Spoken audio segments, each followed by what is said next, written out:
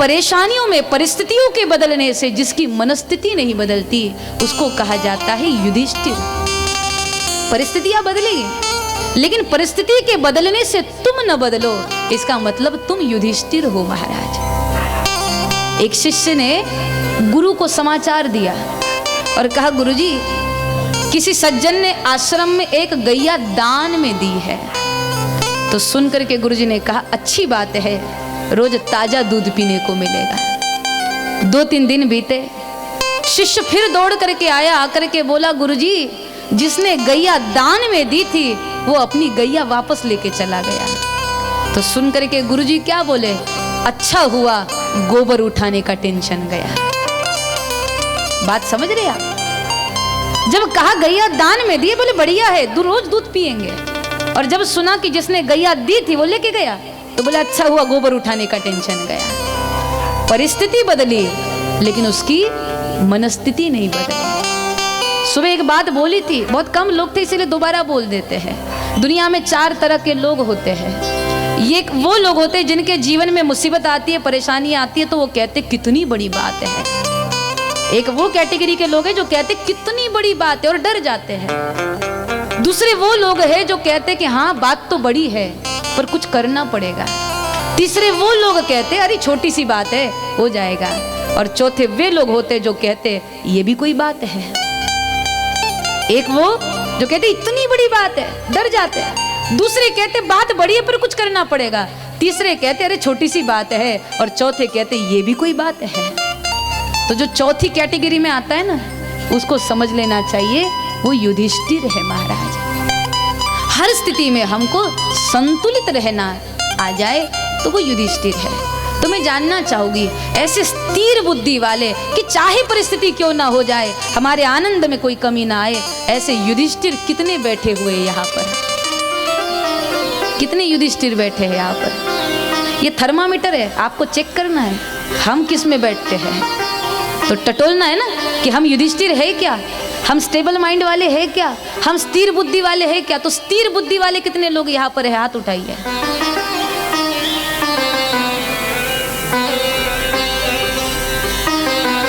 एक भी नहीं है। अच्छा युधिष्ठिर ठीक है। उसके बाद आते हैं भीम। भीम माने क्या? भीम कैसे? शरीर से बड़े हष्टपुष्ट है और जितने शरीर से सुदृढ़ है उतने ही वो मन से भी बड़े बलवान है। यानी भीम माने जिसका मनोबल मजबूत है। और ये बहुत बड़ी बात है।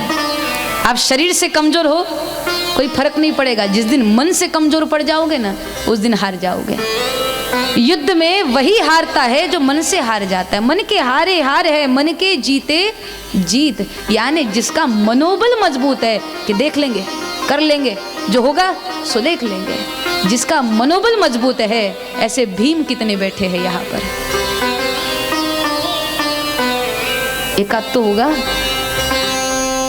अच्छा ईमानदार है वैसे। हाँ अब आपने हाथ उठा भी दिया तो हमको क्या पता लगने वाला है, पर ईमानदार लोग हैं। हाँ। उसके बाद आते अर्जुन। अर्जुन माने कौन? अर्जुन शब्द का अर्थ क्या होता है? थोड़ा विभाजन करिए। अर्जुन शब्द का अर्थ क्या होगा? जिसमें अर्जित करने का भाव है, यानी जिसमें नया नया सीखने का भाव है, नई चीज जानने का भाव है। ये भी सीखना है, वो भी सीखना है, एक ही जीवन है, सब करना है अपनी जिंदगी में, वो भी करना है, वो भी सीखना है, उसको भी जानना है। तो जिसमें अर्जित करने का भाव है वो है अर्जुन।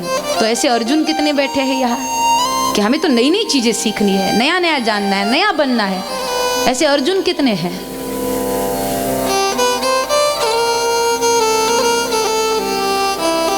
एक भी नहीं। अच्छा नकुल कितने हैं? नकुल, नकुल माने नियम वाले कि कुछ भी हो जाए, हमारा सामुदायिक प्रार्थना में जाने का नियम है, वो कुछ भी हो जाए छूटना नहीं चाहिए। सामुदायिक ध्यान में जाना है तो जाना है। ऐसे नकुल कितने हैं? ये थोड़ा ज्यादा नहीं हो रहा अभी? अच्छा नकुल भी इतने कम है। अच्छा सहदेव कितने हैं? सहदेव माने जिनमें सहयोग करने की भावना है कि मैं किसकी मदद करूं, मैं किसको क्या दूं, मैं किसके काम आऊं, ऐसे जो सहयोग की भावना से भरे हुए कि किसने आधी रात को भी फोन किया तो आधी रात को भी उठ के उसकी मदद के लिए जा सकते हैं, किसी ने बुलाया तो उसकी सहायता के लिए बिना कुछ आगे पीछे सोचे उसकी मदद के लिए जा सकते हैं, ऐसे सहयोग देने वाले सहदेव कितने हैं। कोई बेचारा भला आदमी हाथ खड़ा भी कर रहा है तो दोस्त उसका नीचे कर रहा है, बोले तेरे को हम जानते हैं। अच्छा एक बात बोले, आज एक छठवा पांडव हमने देखा जिसने किसी में भी हाथ नहीं आगे करे, उठाए नहीं, वो छठवा पांडव था हमारे। अच्छा एक बात बोले, यहां पर एक पांडव तो आप है, कौन से?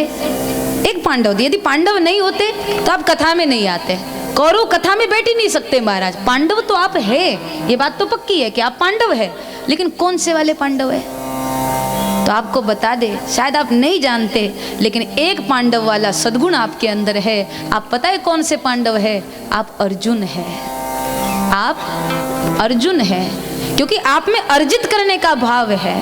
आप सुनना चाहते, आप कथा को जानना चाहते, समझना चाहते, प्रसंगों को अपनाना चाहते, सूत्रों को पकड़ना चाहते, जीवन में अपनाना चाहते हैं। अगर अर्जित करने का भाव नहीं होता तो आप घर में बैठे होते, क्यों ठंडी में आते, टीवी देख रहे होते, कुछ काम कर रहे होते, सो रहे होते आराम से आप। लेकिन वो सब छोड़ करके आप यहाँ बैठे, इसका मतलब आप में अर्जित करने का भाव है, और इसीलिए आप अर्जुन है। तो आप सबको अर्जुन बनने की बधाई हो, बधाई हो, बधाई हो। सब अर्जुन है महाराज। अब एक सद्गुण है तो और भी बाकी के भी जगाने हैं, और जब पांचों सद्गुण आपके भीतर आ जाएंगे तब आप पांडव बन जाएंगे, और तब आप महसूस करेंगे कि प्रतिपल कृष्ण आपके साथ खड़ा है महाराज। हमें बनना पड़ेगा। कृष्ण पांडवों के साथ है और इसलिए पांडवों को वहां पर विजय प्राप्त हुई। युद्ध पूरा हुआ, दुर्योधन मारा गया, लेकिन उस समय दुर्योधन अंतिम सांसें गिन रहा था महाराज।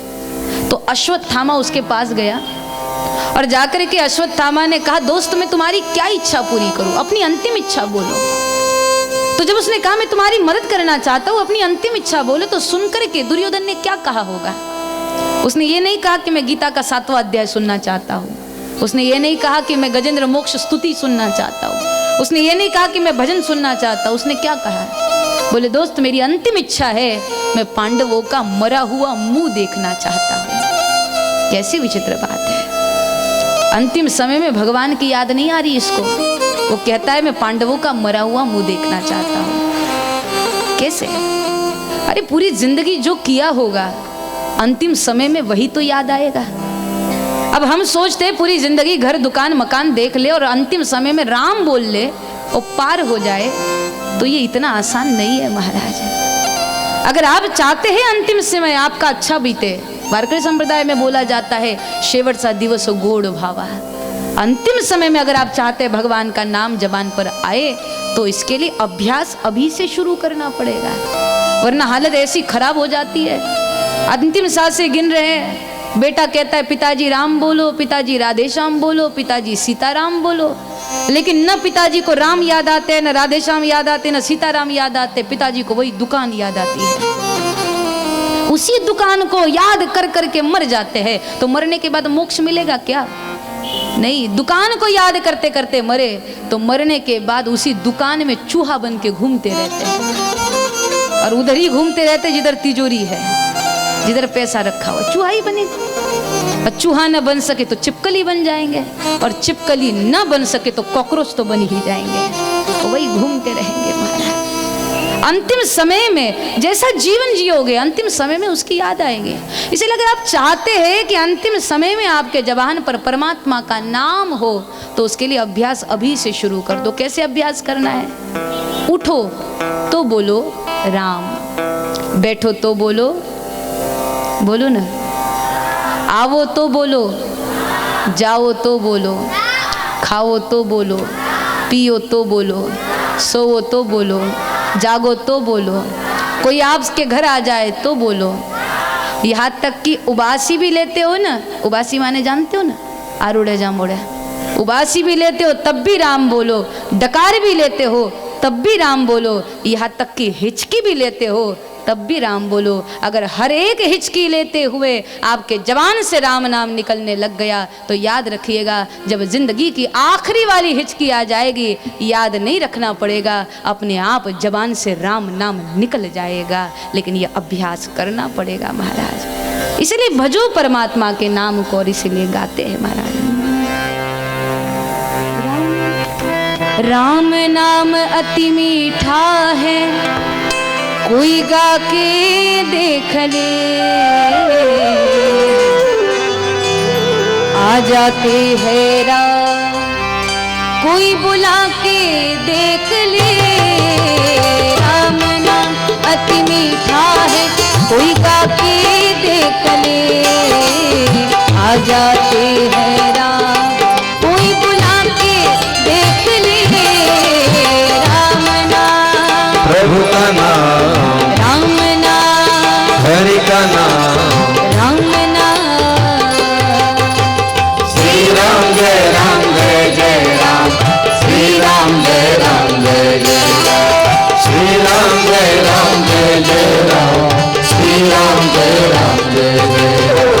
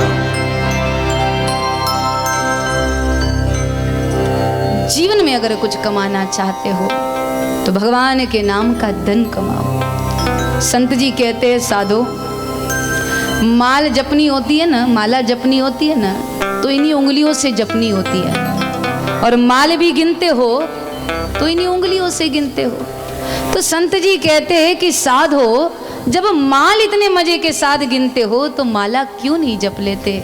अरे जिस दिन माल गिनने के साथ साथ माला जपना भी सीख गए तो वो दिन दूर नहीं जिस दिन तुम माला माल हो जाओगे, जिस दिन तुम माला माल हो जाओगे। दुनिया की सबसे बड़ी संपत्ति भगवान का नाम है। बहुत कमाए क्या हीरे क्या मोती, पर क्या करे यारो, कफन में जेब ही नहीं होती। कितना भी कमा लो, ऊपर कुछ भी लेके नहीं जा सकते। जो साथ में जाता है वो तो नाम का धन है। और इसलिए जन्म जन्म मुनि जतन कराही, अंतराम कही आवत नाही। ये इतना आसान नहीं है। अगर आप चाहते हैं अंतिम समय में भगवान का नाम जबान पर आए तो भजन की शुरुआत कर दो महाराज।